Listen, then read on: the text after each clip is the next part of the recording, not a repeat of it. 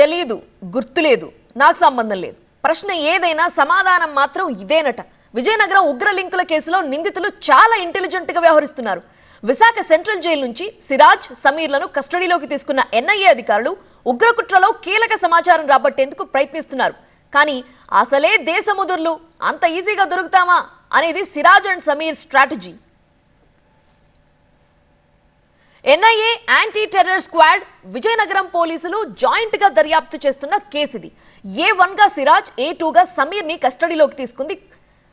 విజయనగరం జిల్లా police training కాలేజీలో ఇద్దరిని విచారిస్తున్నారు అధికారులు. కానీ వివరాలు చెప్పేందుకు ససేమిరా అంటున్నారు నిందితులు. ఏ ప్రశ్న అడిగినా తెలియదు, గుర్తులేదు, మర్చిపోయా, ఇదే సమాధానం చెప్తున్నట్లుగా సమాచారం. ముఖ్యంగా ఉగ్రకుట్రలో ఒమన్, సౌదీ అరేబియా లింకులపై దర్యాప్తు బృందం విచారణ చేస్తోంది.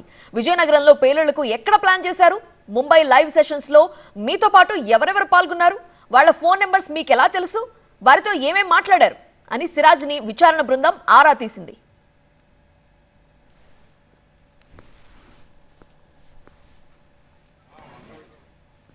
అభియోగాలకు మీరు ఏం చెప్పదలుచుకున్నారు, ఎలాంటి దీనికి సంబంధించి మీ వద్ద ఉన్న సమాచారం ఏందని ముందుగా అడిగితే వాళ్ళు చెప్పింది ఒకటి, ఇవన్నీ కూడా మాకు సంబంధం లేదు, ఇవన్నీ మాకు తెలియదు అని చెప్పి చెప్తున్నారు.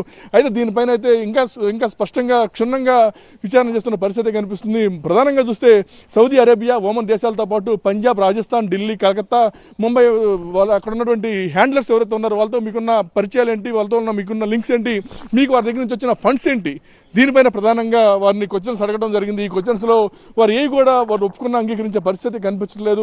దీనికి సంబంధించి అయితే అంగీకార పత్రంలో అయితే ముందుగా సిరాజ్, అదేవిధంగా సమీర్లు దాన్ని అంగీకరించి సైన్లు కూడా చేయడం జరిగింది. అయితే దర్యాప్తుకు వచ్చేసరికి అది పూర్తిగా భిన్నంగా కనిపిస్తున్న వాతావరణం అయితే కనిపిస్తుంది. సిరాజ్, సమీర్ కేసులో ఇప్పటికే కొన్ని సంచలన విషయాలు బయటపడ్డాయి.